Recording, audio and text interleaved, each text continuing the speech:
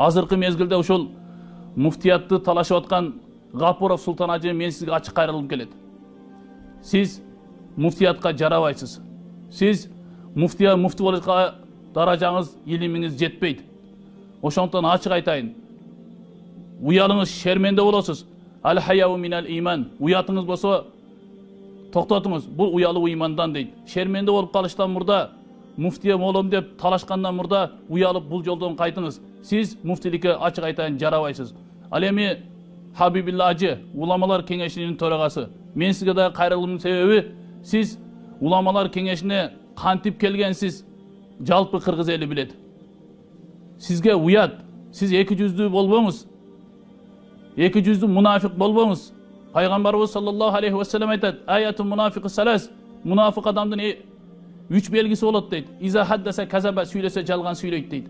Ва иза вa'да ахлаф, вa'да берсе вa'дасында турбайт дейт. Ва иза тумина хана, аманат берсе кыянат кылат дейт. Сиз бир тараптуу болуңуз. Сиз эки жүздүү болбоңуз.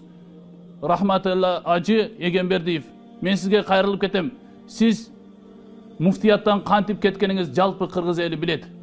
Уят, ушундай бир билимсиздердин артында туруп алып, ушундай бир билимсиз адамдарды ушул муфтиятка түрткөнүңүз бул уят нерсе. Эми бул нерсеге аралашпай койгонуңуз жакшы болот. Сиз муфтиликтен кантип кеткенсиз, ушундай бир шермендечилик менен кеткенсиз, эсиңиздин барда этеңизди жийип, ушундай билимсиз адамдардын артында туруп алып, мына ушундай адамдарды артында туруп алганыңыз өтө уят. Азыркы мезгилде элибизде дүйнө жүзүнө таанымал аалымдарыбыз бар. Илим десең илим бар, билим десең билим бар. Кадыр барк десең кадыр барк бар. Ушундай такшалган, ушундай башы бышкан устаздарыбыз бар. Абдушкур Нарматов, Садбакас ажы Доолов, Максатбек ажы Токтомушев. Мына ушундай аалымдарыбызды биз урматташыбыз керек, сыйлашыбыз керек. Анткени булар пайгамбардын мураскору. Пайгамбар саллаллаху алейхи ва саллям айтат: "Акримул улама фа иннаху варасатул анбия." Аалымдарды урматтагыла, сыйлагыла, алар пайгамбардын мураскору дейт. Пайгамбар бизге дүнүйө алтын, күмүш калтырган жок, илим калтырды. Мына ушундай пайгамбардын мураскору болгон аалымдарыбызды биз ушундай колубуздан келишинче колдоп, ушундай бир жардам берип колдоп ала турган болсок, динибиз өсөт, өнүгөт. Ал эми эгер бул аалымдарыбызды колдобосок, көмөк көрсөтпөсөк, муфтиятка ушундай бир билимсиздер келип, динге зыяны тиет.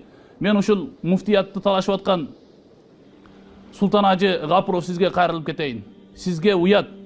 Бул муфтиятка бара жатканда бир терең ойлонуңуз. Бул муфтиятка бара жаткан адам терең ойлонуш керек. Сиз Бактияр Токторовдун концертиге бара жатканыңыз жок. Сиз Гүлжигиз Сатыбектин концертиге бара жатканыңыз жок. Муфтиятка бара жатасыз. Ошон үчүн терең ойлонуңуз. Сиз үчүн уят.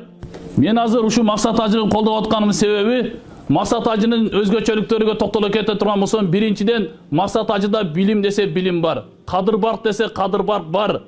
Такыбалык десек такыбалык бар. Биз мына ушундай билимдүү адамдардын билиминен пайда алып, ошо Максат ажыга ушундай бир колдоо көрсөтүш керек. Биз ушундай Максат ажыдай башы бышкан, ушундай бир такшалган адамдарга колдон келишинче жардам берип, колдон келишинче колдошубуз керек.